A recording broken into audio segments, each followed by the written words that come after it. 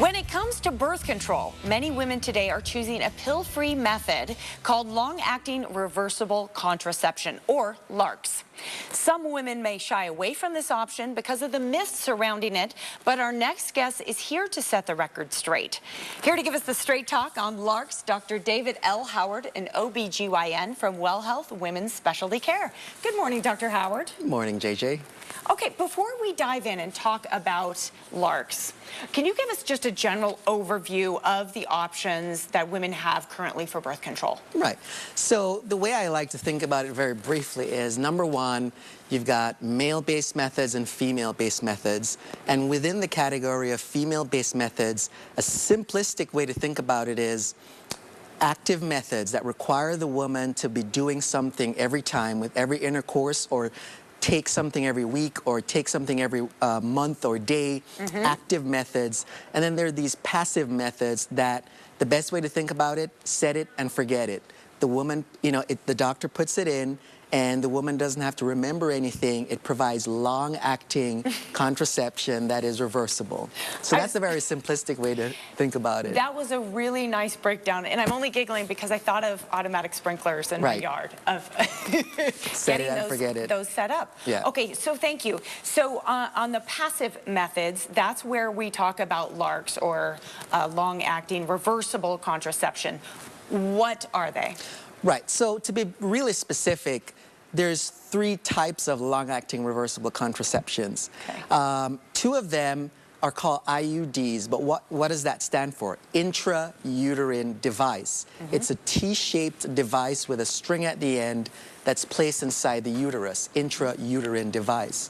And then there is a implant, subdermal, under the skin implant. And so those are the 3 methods of long-acting reversible contraception.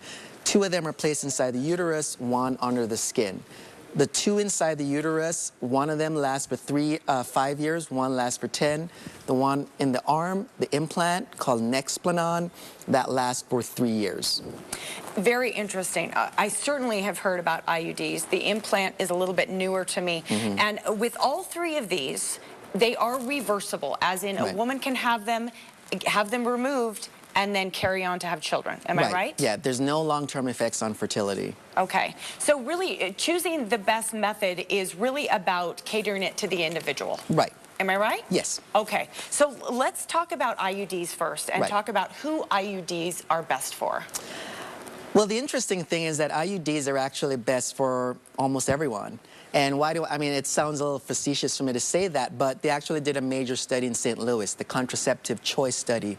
10,000 women were given the contraception of their choice at no cost to them, and over 70% chose a long-acting methods, and the majority of those chose intrauterine devices. So intrauterine devices, either one, are suitable for the majority of women. Okay, interesting. Now, my next question is, what about side effects? And I know with IUDs, there are a lot of myths out there. There are things that you hear discussed, like you can't have them if you haven't had a baby yet. But let's start with side effects. What are they? And that's really critical because, not to distract too much, but the reason why IUD rates in America dropped for so long is because of the history of what's called the Dalkon Shield. And there's an entire history behind that. We don't have time for that. But IUDs kind of fell out of favor in America for a long time before kind of making a comeback with the 2 new ones we have that have been in place for the past decade, the Mirena IUD and the Paragard IUD. The main side effects is abnormal spotting or bleeding. That's the main one. And by abnormal, I really mean unpredictable. And the key thing is that, yes, it does occur, and women ought to be prepared for that. But you got to put it in context. It's really the first 6 months where the biggest adjustment in the female body occurs after the placement of the intrauterine device. Usually after the first 6 months, the pattern stabilizes, and the bleeding in the case of the Mirena IUD is almost 0, And in the case of the Paragard IUD, the woman has her regular periods every month. I was going to say, that was my next question, Right. is actually, do you have your period? You do with one, But not the other. But not the right. other. And that's just simply because, very simplistically, because Boy, one... I know what one I'd be choosing. Right. Well, you'd be surprised, and actually that's a good point. So, but just to cut to the chase, the Mirena IUD is the hormonal IUD. It releases a hormone. Oh. It thins the lining of the uterus, and that's why such a large percentage of those women who have that device have 0 periods for 5 years. And they love it. Which may or may not be a good thing, though. No, there's no harm to not having a period. Okay. Some women, however, especially anecdotally, my patients of Latino, Hispanic origin, they actually tend to prefer sometimes the copper IUD because culturally some women think that getting your period means you're not pregnant. And with the copper IUD, you get your regular period. And so psychologically... It's very interesting, and this is a very personal topic. Oh, Yeah. my gosh. Can we jump ahead a little bit to insurance, okay? Right. When it comes down to it and a woman's informed and makes this choice, is it often covered by insurance or not?